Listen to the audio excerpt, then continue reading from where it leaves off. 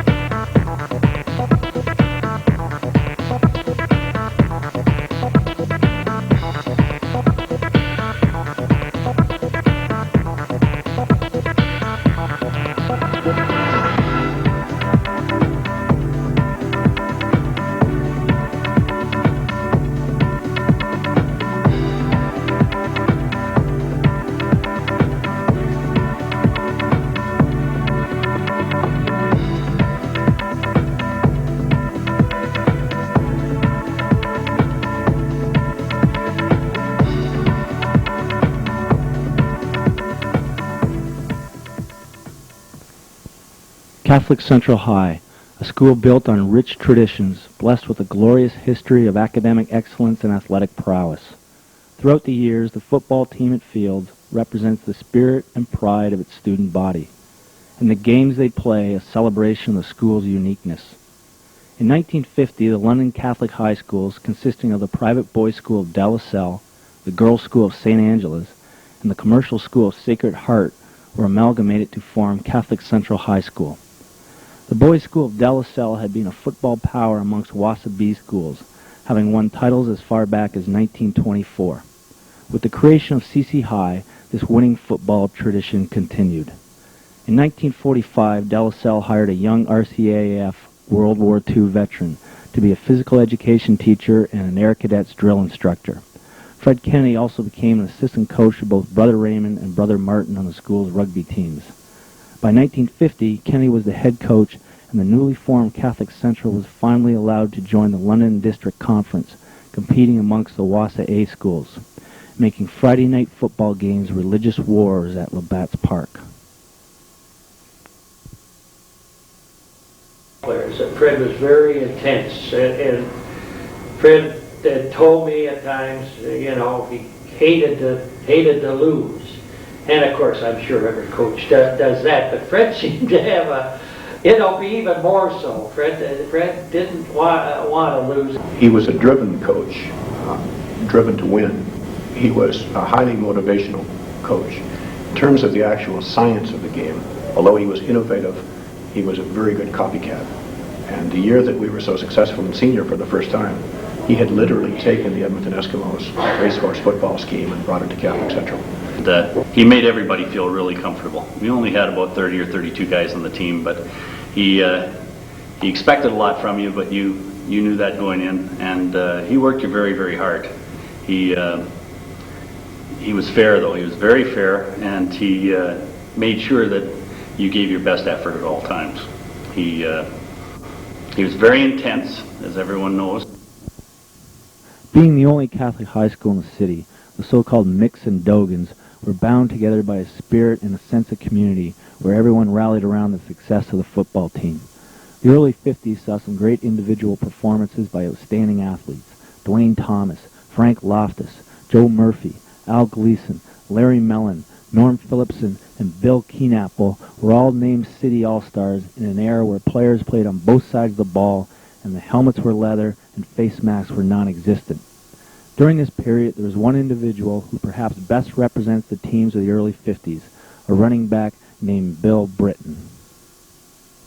The one that I guess I had a real feeling for Bill Britton because I felt he was my type of player, a real tough guy, you know. I mean, tough in the sense that he didn't stand for any nonsense, even from his own teammates. And I know when he went on to Western, they used to say that Bill used to get into scraps with his own players because he just didn't guys either fooling around or guys that did something he didn't like. And then Bill went on to play professional football.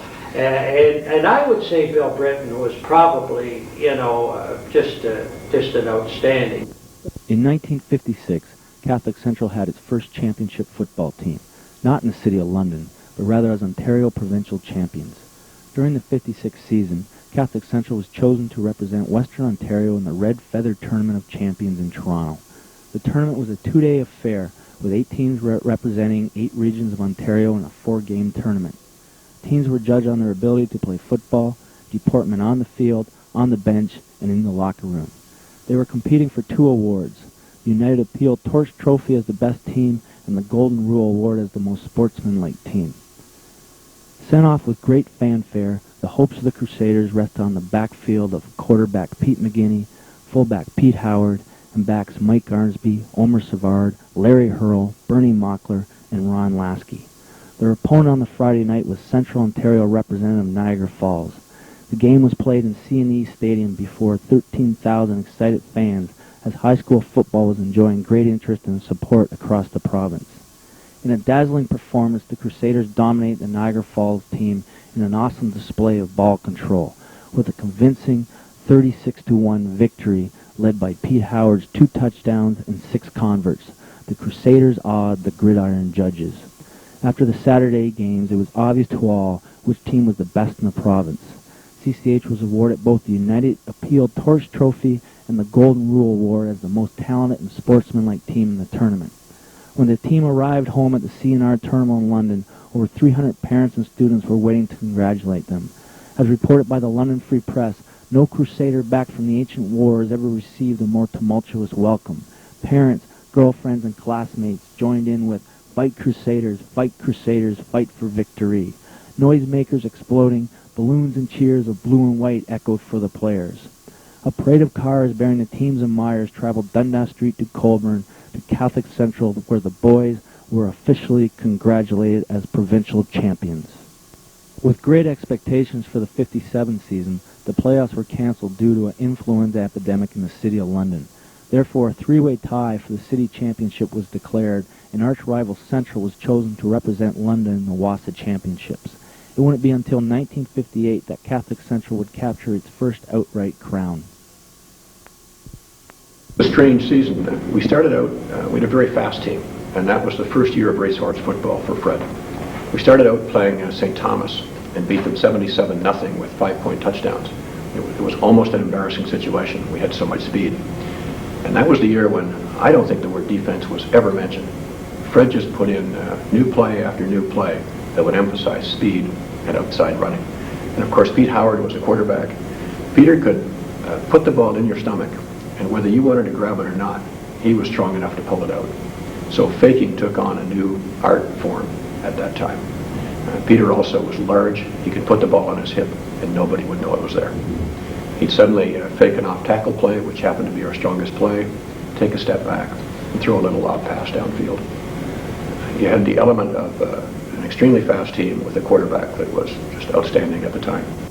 In the defeat of the Medway Cowboys 46-28 with a 4-touchdown performance by fullback John Gardner, CCH had the 1958 championship. Beginning in 1948, the London Conference champions had played the Windsor City champions in the Purple Bowl at J.W. Little Stadium to decide the OFSAA Championship. In 1958, in what was to be the last Purple Bowl ever played, the undefeated Catholic Central Crusaders met the Windsor-Kennedy Clippers to decide the OFSAA Championship. In a game which will be forever remembered as the Mud Bowl, Catholic Central used their go-go offense to rush for 456 yards in a 27-13 defeat of Windsor-Kennedy, where both teams were almost indistinguishable from the mud. The ball-handling tactics of the Crusader backfield, one of the best ever compiled, completed its perfect season. Led by quarterback Pete Howard and running backs John Nash, Bernie Mockler, John Gardner, and Jack Phillipson, the Crusaders firmly established its reputation for excellence not only in the city of London but across the province. While Fred Kennedy ran a one-man show on a shoestring budget, scrambling for equipment and sweaters, players practiced on a cinder field, dressed in a cramped change room, and shared 2 shower stalls amongst the entire team. Despite the limitations, a winning commitment was developed as players came up through the Altar Boy League, to the juniors, and eventually to the senior football team. On the sideline were the parents and fans who shared in the commitment and the family atmosphere that surrounded the team. 1958 was a banner year, a junior-senior conference sweep for the first time, a conference scoring record, an undefeated 8-0 season, and the OFSAA Purple Bowl Championship. The continuation of Catholic Central's winning ways carried into 1959 when they defeated Beck Collegiate 29-0 at Labatt Park to capture its second consecutive conference title and complete its second consecutive undefeated season. Once again, field conditions were atrocious. Ankle-deep mud and large-sized puddles were everywhere, as players on both sides were indiscernible. But once again, the Crusader faithful were out in full force to cheer on its team, as Catholic Central proved every bit as effective in the mud as they were on a dry field. Another familiar sight on the field was the presence of Crusader quarterback Pete Howard, now in his 4th senior season. At 6'4" and 230 pounds, Howard was a physically dominating presence, who was the focal point for the powerful run game and kept opposing defenses on their toes with his passing abilities. In his final high school game, Howard was tremendous, scoring a touchdown and directing 3 touchdown marches, booting all 4 converts and kicking a single. At the conclusion of the 1959 season, he was chosen as the best quarterback in the province and awarded a college scholarship. But in what was a totally unprecedented move, Howard jumped directly from the Catholic Central backfield to the CFL when he signed with the Hamilton Tiger Cats for the 1960 season. Howard was remembered fondly by sports reporter Bob Gage. Pete was a very dominating player and a very he's such a big chap. He really, sometimes you wondered at a player that size being able to quarterback. He looked more like a lineman or a fullback. But Pete had great hands and was a very deft at handing the ball off and with the people he had and passing. He was a thorough athlete, a very fine basketball player as well. And in fact, Pete later went on to play pro football with Hamilton Tiger Cats. But also Pete, prior to that, was picked on the All-Ontario High School team, and certainly an award that he was well deserved. Pete wasn't the fastest person in the world, but he was a very tricky person, and certainly led those Catholic Central teams, and was really the top figure on the team at that time. Despite great players and outstanding teams, the 1960s saw a decade of frustration in attempting to recapture the Alex Ostrioloni Trophy. Beginning with losses to Beck in the finals in both 1960 and 61, it was another 11 years before a CCH team reached the city finals. Backs such as Bill Payne, Jerry Mahoney, Don Collins, Reg York, Joe Moszelt, Ted O'Leary, Pat O'Brien, Bill McTeer, Tim Walzak, Mike Tucker, Tony Wilson, and Peter Quigley all wore the blue and white, but were all unsuccessful in claiming a city title for CCH in the 1960s. The conference itself saw a great change during this decade. The league expanded to 13 teams. Night football ended in 1964 after using Labatt's Park for over 20 years. The conference saw the rise of platoon football, assistant coaches, and special teams. Leather helmets were no more, replaced by suspension helmets and tooth protectors. In 1967, the league split into East and West divisions as high school football in London took on a new look. Looking back, the 1968 season would probably best epitomize the frustration of CCH football in the decade of the 60s. Arriving late in the game, and the quarterback threw a pass. Can't tell you names or numbers, it's kind of a blur, but the receiver touched the ball at the 3-yard line, and it flipped out of his hands, and another Oak Ridge guy caught it in the end zone. The referee signaled a touchdown, and we ended up losing that game on that day by 1 point. They kicked the convert after that. Mr. Ken came back and told us not to worry, that he felt the official had made a bad call, brought it to his attention that he was probably going to protest and followed the proper procedures and did so.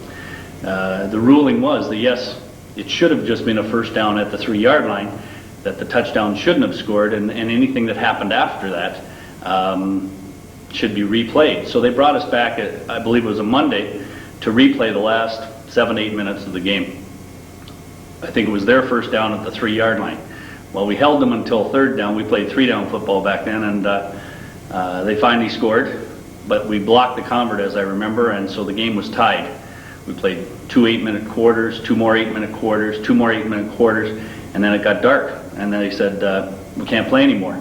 So we just said, what happens now? And they said, we'll make a ruling. Well, they brought us back on the Wednesday after school and said, well, pick it up again in overtime. So we played 2 more 8-minute quarters and 2 more 8-minute quarters, and it seemed like forever, and it was getting dark again, and they finally, the referees brought us together and said, we'll play 2 more 8-minute quarters, and unless somebody scores and breaks the tie, both teams are going to lose because there's a playoff game on Friday, and we were only 2 days away. We had beaten each other up pretty good. It turned out that with very little time, less than a minute left on the clock, I believe it was Dave West from Oak Ridge punted punted the ball into the end zone, and it was mucky and water and puddles and everything like that, and the ball was dropped by our guy and into the puddle. He got knocked over. I remember picking it up and getting a block or two and being outside the end zone and headed down the sideline when the whistles were blowing, and they said he was down in the end zone. He didn't even have the ball. I think they lost sight of it. We didn't lose that game, but we had it taken away from us. The new decade of the 70s brought the end of an era in high school sports in London. After 28 years, Fred Kennedy decided that it was time to step down as the head coach of the Crusader football team. Asked why he was retiring, Mr. Ken replied, "I don't know. A lot of people ask me that. There certainly was no pressure from my family. It's not for health reasons, and I still love the game. There's nothing more I enjoy than teaching football players. I still enjoy teaching after all these years. I guess I just love kids." After a 13-year drought, the pressure of having Mr. Ken go out a winner was placed on the shoulders of the young 72 team. This squad did not disappoint. They reached the city finals, meeting the tough Lucas Vikings. In what was a fitting last game, the field conditions were that of a mud bath, typical of all Kennedy's great championships. A victory would not be easy. 2 days before the final, starting quarterback Rob Lyons was lost due to appendicitis, forcing Paul Boucher into the starting role. Minutes into the game, they lost co-captain Mike Circelli to a shoulder injury, and then they had a first-quarter touchdown called back. But it was to be destiny. They would send Mr. Ken out a winner. The young backfield of Joe Rhea, Bob Maniego, and Pete Regan rushed for a combined 288 yards in a game where Kennedy did not call a single pass. In the end, Catholic Central defeated Lucas 13-8, closing out a legendary coaching career while proving Kennedy's philosophy that a football team is divided into 35 equal parts with everybody contributing, the secret being cooperation and honesty in his players. The end of Fred Kennedy's coaching career was the beginning of many football traditions still honored at Catholic Central. Today, the senior team still attends morning mass and wears dress ties to class on all game days, playing on the field with a pride and respect that the blue and white sweater has come to symbolize. The 1972 team was successful in delivering Fred Kennedy his fourth senior title and honoring the man whose dedication and love for the school reflected in the success of his many, many teams. Not only do these traditions apply to the players on the field, but also the fans, cheerleaders, and spectators on the sidelines. When Catholic Central was a private school and the students had to pay tuition to attend, each individual student had a sense of ownership in the school that lent to a real community atmosphere, many students holding down part-time jobs in order to pay their way to CCH. Pep rallies and football games were the focal point for social events as the whole student body attended games. It was common practice to let the students out early for football games as long lines of yellow school buses were filled to capacity and made their way across the city to invade the imposing school's football field. The United Way Spirit Trophy, awarded to the school with the most spirit and ticket sales at the Red Feather football tournament, was retired due to Catholic Central's absolute domination. The United Way game became the ultimate football festival where every student played an important role in the school's quest to exhibit its dynamic spirit to the City of London. The word spirit became the key word in defining what Catholic Central stood for.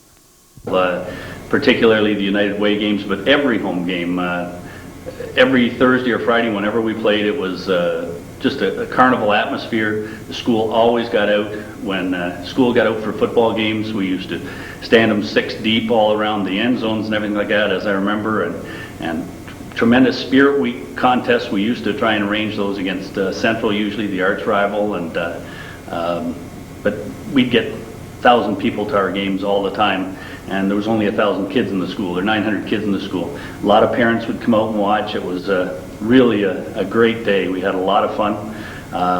Everybody wanted to be at the game because that was the place to be. When it came to the United Way games up at Western, CCH they retired the Spirit Trophy because we'd always sell 1,600 or 1,700 tickets to 900 or 1,000 fans, and nobody could match us. So my recollection is that we won the Spirit Trophy, 20 years in a row or 15 years in a row, and it was just terrific. Spirit was great. Pep rallies were wonderful, and just a great sense of camaraderie in the football program and in harmony with the rest of the school. Catholic Central had become a school held together by families, brothers and sisters, the Howards, the Phillipsons, the Leggs, the Rias, the Regans, all becoming one family, a school of generations where sons and daughters followed in their parents' footsteps and shared in the same experiences that Catholic Central offered. The long history of student councils at CCH became the facilitators for the school's spirit. The Girls and Boys Athletic Association and the school Key Club orchestrated the many sporting events that helped draw the school together. As student council members inspired the students to become involved in the extracurricular extravaganza that CCH is so famous for.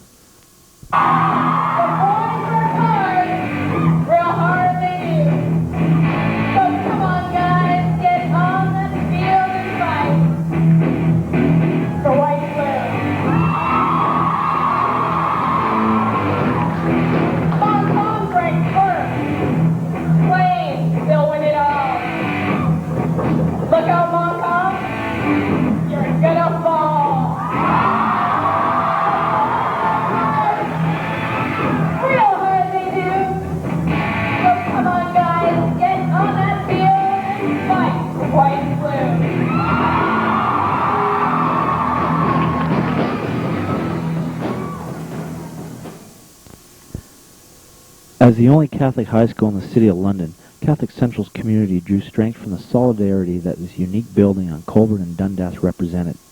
Every game against CCH was a special event. Great rivalries grew within the conference. The proximity of Central and its football coach Bill Trout led to a natural rivalry. Beck's talented teams, coached by Will Rice, made the confrontations with Kennedy's Crusaders memorable matchups. But these good-spirited competitions were not restricted to only the players on the field. In the 1970s, the games against the Oak Ridge Oaks became classic confrontations, not necessarily for what happened during the games, but rather at halftime when the CCH fans rushed on the field in order to win the tug-of-war contest against the Oak Ridge fans. After 6 years of losing both on its home field and away, Oak Ridge conceded the contest, and yet another trophy was retired to CCH.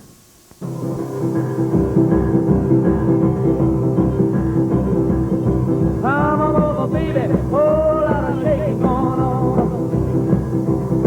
Yes, I say come on over, baby, baby, you can't go wrong. We ain't faking, whole lot of shaking going on. Well, I say come on over, baby, we got chicken in the corner. Woo, huh? Come on over, baby, baby, got the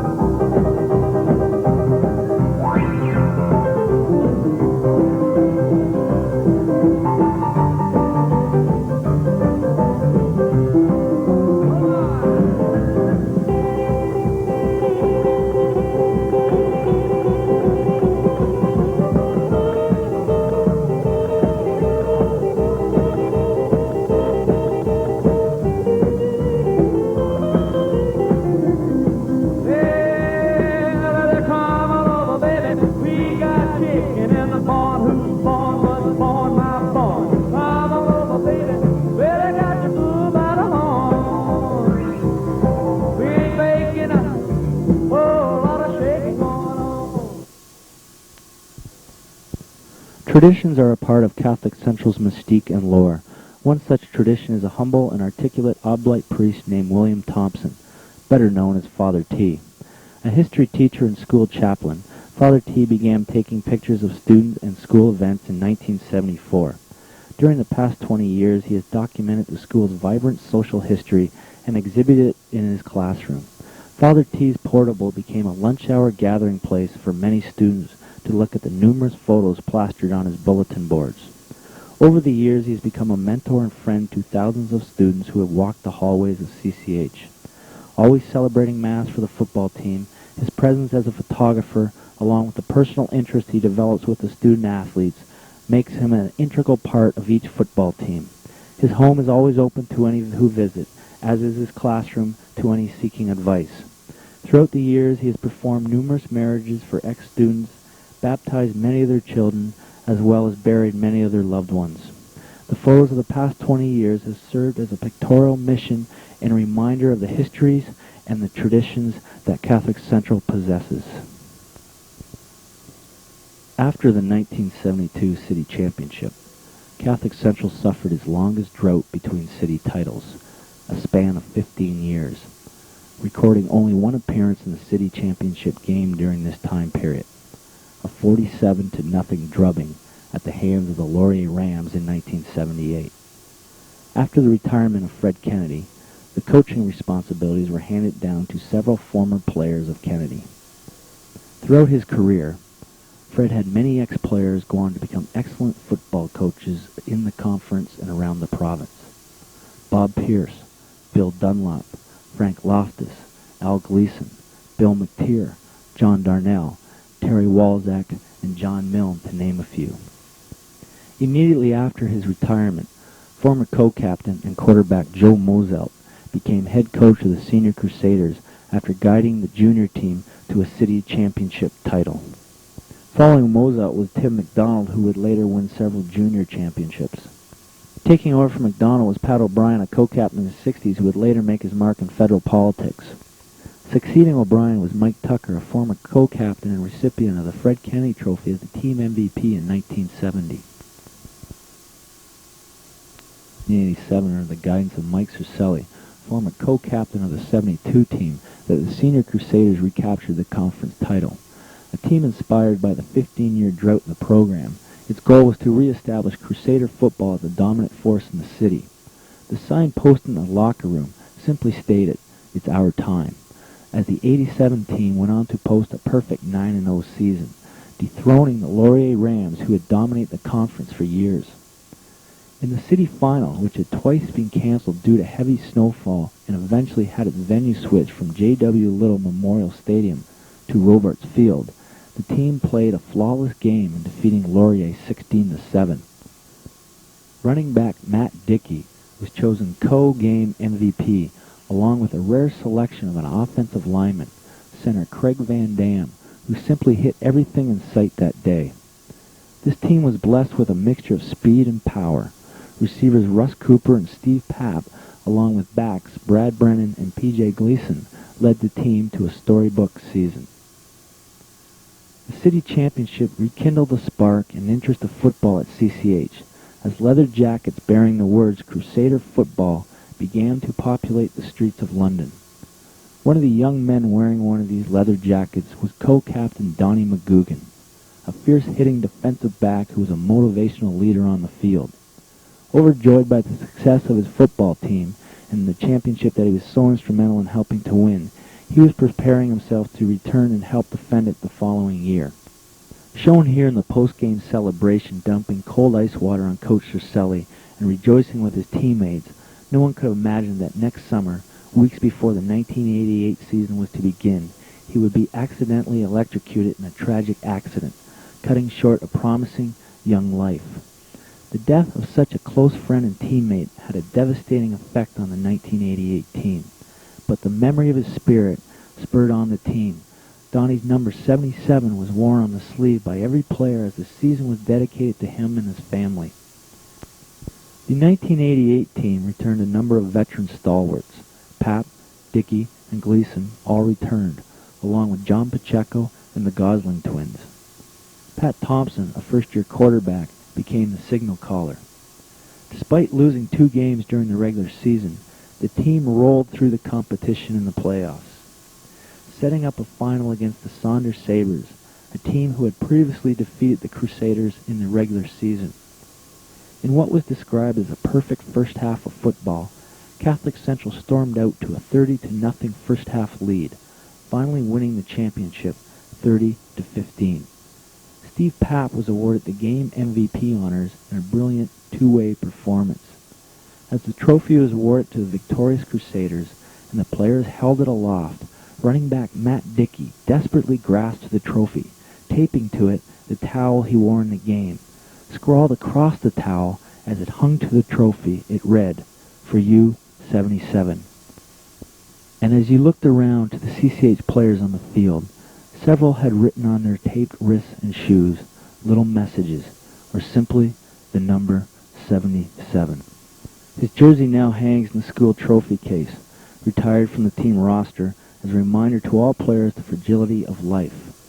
Despite the joyous celebration, the memory of Donnie was in the back of the minds of every player and coach on the team.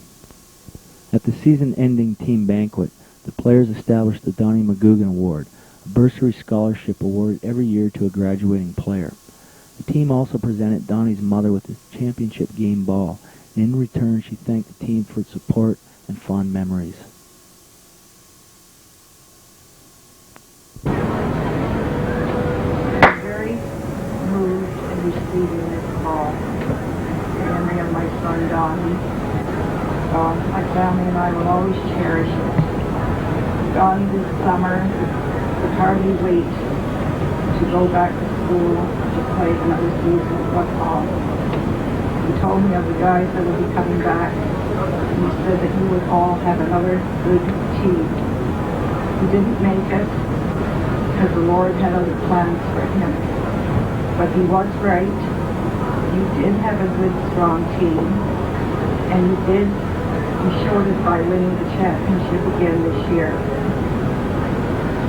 I want to thank you on behalf of my family and myself for dedicating this season to him. And as a small memento, I would like to give each of you a picture of here in Burnaby Press. Thank you. In 1989, Catholic Central finally had its own home field, dedicated and named Kennedy Field in honor of Fred Kennedy. After 39 years, a Catholic Central football team could finally play a home game in its own backyard. A ceremony was held to bless the new field in honor of the Kennedy family. Well, I think probably I still have some cinders in my knees and elbows from the original field that was out there when I first started. It was improved after that, and they did put as I remember, an in-ground water sprinkler system and which never worked, and some grass on there, but it was just a practice field. We used to play most of our games. I played at Labatt Park and at Gibbons Park, and we played some of our games at Carruthers Field. So home games were always get on the bus and leave. But practicing was okay out there. We could all put up with it. There was a couple soccer teams and a couple football teams out there, so it was busy, but that was fine. For years, the Crusaders traveled all over the city in search of a field. Throughout those years, the lack of facilities never dampened the spirit or execution of the football team, but rather helped to make it stronger and make each team a more cohesive unit. Blessed are you, Lord God of all creation. Look upon us as we gather here today. Bless this playing field, this field of our dreams, with its many echoes of voices from the past. Let it become for us a locus for the ennobling of the human spirit. Let it be a place where we may indulge in fair play and cultivate an appreciation for the talents and abilities of others. Let it be a learning ground for tolerance, justice, and respect. Let it allow us to rejoice in the marvels of the human body. Let it challenge us to put all our human potential to the test. On this playing field, may we learn to win with dignity and to lose with grace.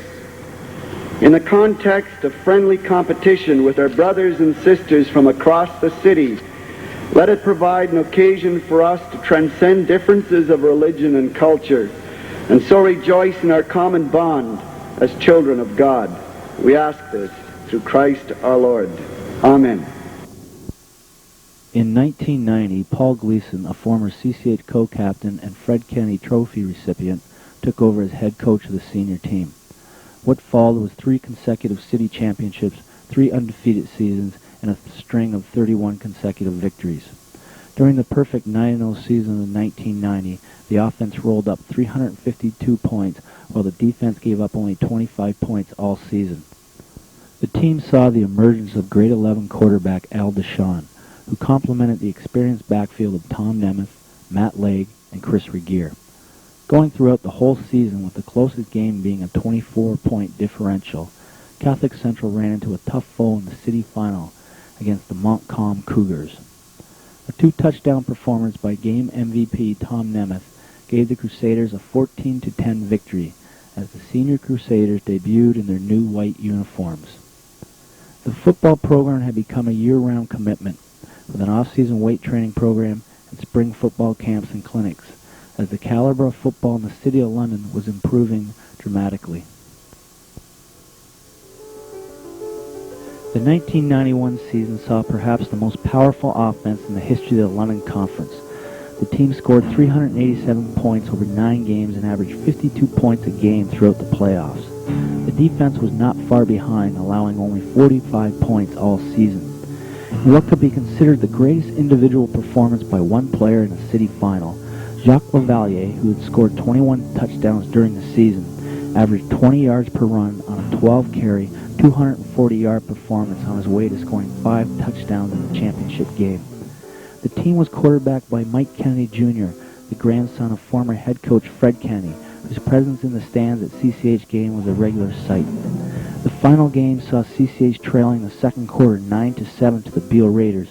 When with 6 minutes left in the half, the Crusaders exploded for 32 points on the way to a 59-9 victory. The lightning-fast punt-returning duo of Hen Fawn and Paul Sleegers caused mayhem to opponents all season long. Backs Chris Regier, Ryan Thowell, and Mike Pepe left opposing defenses dumbfounded on how to stop the Crusader attack. Catholic Central's offensive system had taken on the look of another local football power, the University of Western Ontario. Greg Marshall's influence as offensive coordinator helped the Crusader running attack become a well-oiled machine. The Crusader football program had also become a hotbed for the university programs in recruiting talented young players to play at the next level. And looking back over the years, Catholic Central had produced a slew of university players, with the Western Mustang football team benefiting from the countless number of players who moved down Richmond Street and became football stars with the Mustangs.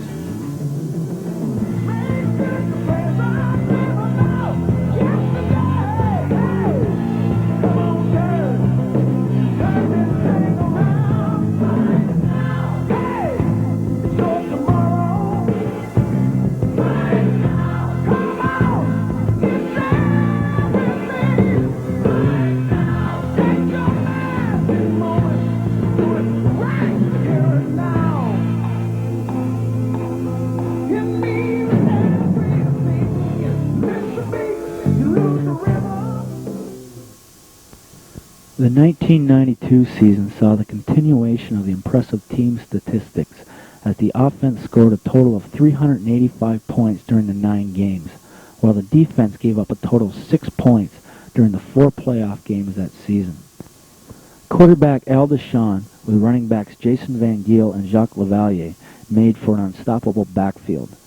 The primary receiving target, Ryan Thowell, emerged as the most talented player in the league and signed a full scholarship to the University of Minnesota in the Big Ten Conference. The Crusaders met Montcalm in the city final and put on an offensive and defensive clinic.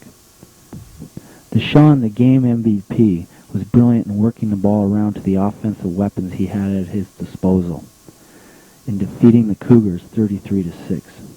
At the conclusion of the season, the Canadian Football Quarterly, a magazine that rates the top high school football teams in Canada, ranked the Catholic Central Crusaders the #1 team in the country, giving CCH the unofficial title as the high school football national champions for 1992.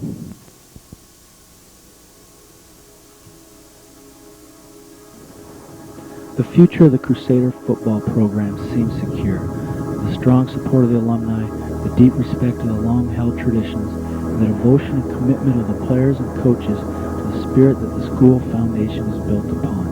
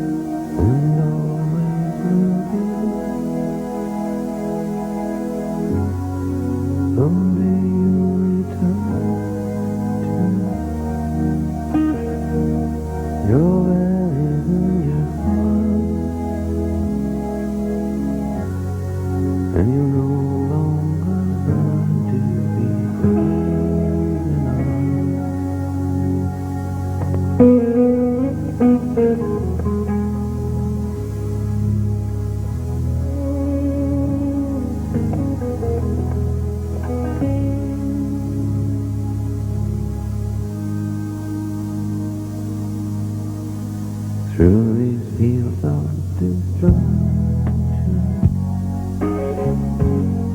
baptisms of fire,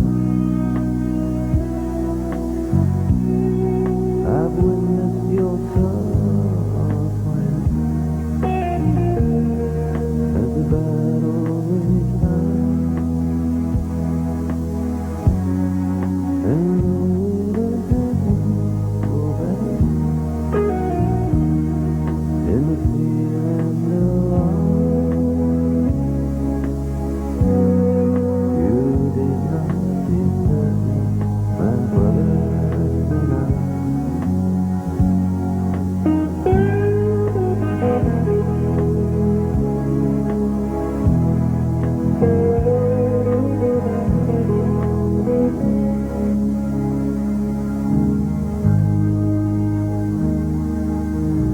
There's so many different worlds, so many different souls, and we have just one, but we live in different worlds.